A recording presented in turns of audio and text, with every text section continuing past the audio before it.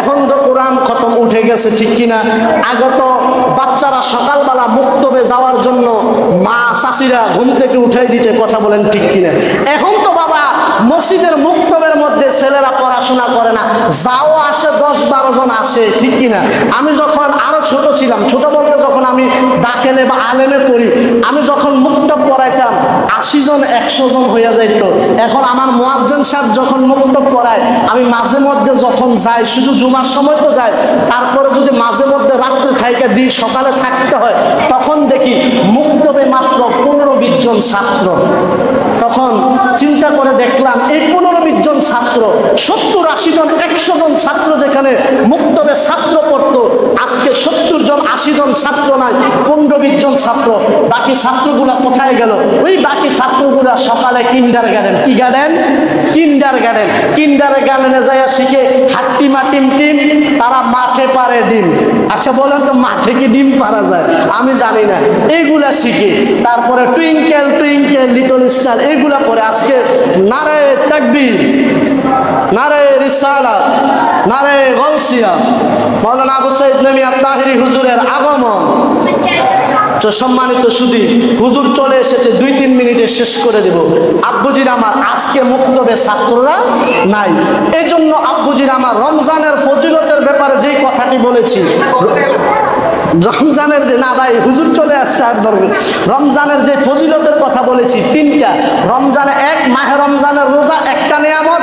2 নম্বর নেয়ামত হচ্ছে পবিত্র কুরআনুল কারীম, আল্লাহ আমাদেরকে মানব জাতির হেদায়েতের জন্য নাজিল করেছে। আর 3 নম্বর হচ্ছে লাইলাতুল কদর, কথা বলেন ঠিক কিনা? আল্লাহ পাক রব্বুল আলামিন আমাদের সকলকে মাহে রমজানের রোজাগুলো রাখার মতো সেই তৌফিক দান করে, সকলে বলুন আমিন। আর উচ্চ আওয়াজে বলুন আমিন। মাহে রমজানের রোজা কে কে রাখবেন? হাত তুলে দেখান তো দেখি। সবাই রাখবেন তো ইনশাআল্লাহ?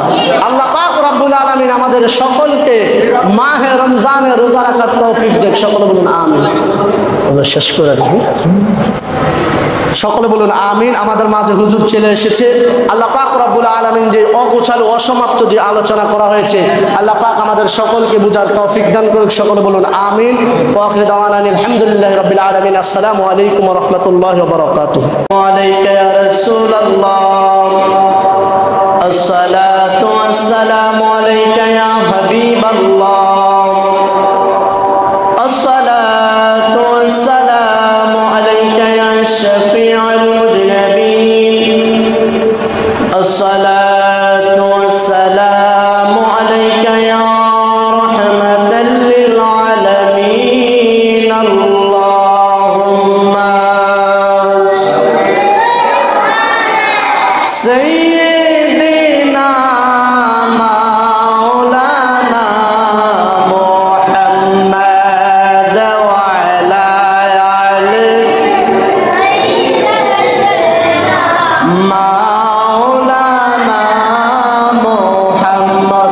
আব্বুজিরা আমার, শিববল্লভপুর বাসী কি মিলাদ শরীফ পড়ে না? কথা বলেন বাবার আমার, আপনারা কি মিলাদ শরীফ পড়েন না? বা আপনাদের এখানে কি মিলাদ শরীফের রেওয়ায়েজ বা সিস্টেম নাই? তো যেই নবীকে সৃষ্টি না করলে আল্লাহ আসমান, জমিন, চন্দ্র, সূর্য, লৌহ কলম, এক কথায় আল্লাহ পাকের কুল কায়নাত সৃষ্টি করতো না। আল্লাহ পাক রব্বুল আলামিন যে আদম ও সফিউল্লাহকে সৃষ্টি করেছেন, আমাদের আদি পিতা, কথা বলেন ঠিক কিনা?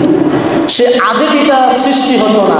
এক কথায় আল্লাহ পাকের কুল কায়নাত কিছুই সৃষ্টি হতো না, শুধুমাত্র হাবিবে কিবরিয়া, হাবিবে দুজাহান নবী মুহাম্মদুর রাসূলুল্লাহ সাল্লাল্লাহু তাআলা আলাইহি ওয়াসাল্লাম সৃষ্টি না হলে, কথা বলেন ঠিক কিনা? এই জন্য ওই নবীর উপর দুরূদ পড়বেন, যেই নবীর দুরূদ স্বয়ং আল্লাহ পাক রব্বুল আলামিন করে, জোরে কন্না সুবহানাল্লাহ। আল্লাহ পাক রব্বুল আলামিন বলতেছেন, ওয়া মা খালাকতুল জিন্না ওয়াল ইনসা ইল্লা লিয়াবুদুন। আল্লাহ পাক বলতেছেন, আমি জিন এবং ইনসানকে সৃষ্টি করেছি আমি আল্লাহর ইবাদত করার জন্য, কথা বলেন ঠিক কিনা? কিন্তু আল্লাহ পাক যে মানব সৃষ্টি করেছেন আল্লাহর ইবাদতের জন্য, আল্লাহ 5 ওয়াক্ত নামাজ আমাদেরকে দিয়েছেন, কথা বলেন ঠিক কিনা? আপনারা যদি কথা বলেন, কথা বলার স্পি আসবে বুঝির আমার, ঠিক কিনা?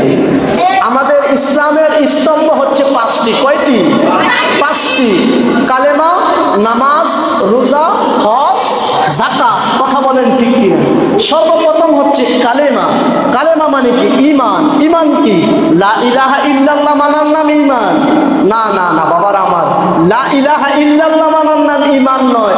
আপনি হিন্দু বলেন, বৌদ্ধ বলেন, খ্রিস্টান বলেন, বিশ্বের মধ্যে প্রায় 3000 ধর্মের দেবদেবীর পূজা হয়, কথা বলেন ঠিক কিনা?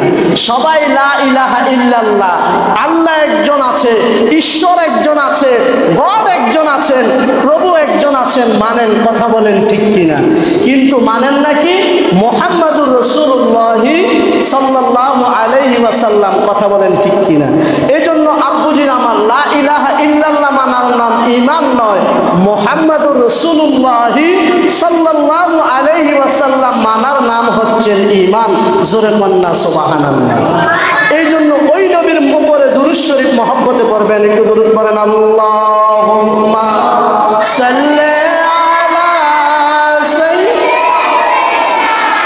মাওলানা মুহাম্মাদ ওয়া আলা আলি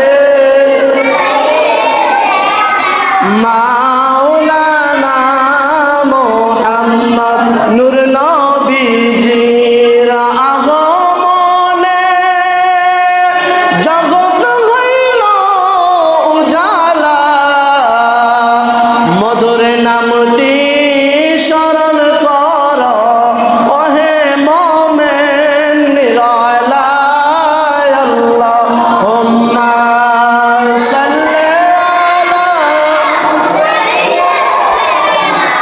মাওলানা মুহাম্মাদ ওয়া আলা আলি সাইয়্যিদিনা মাওলানা।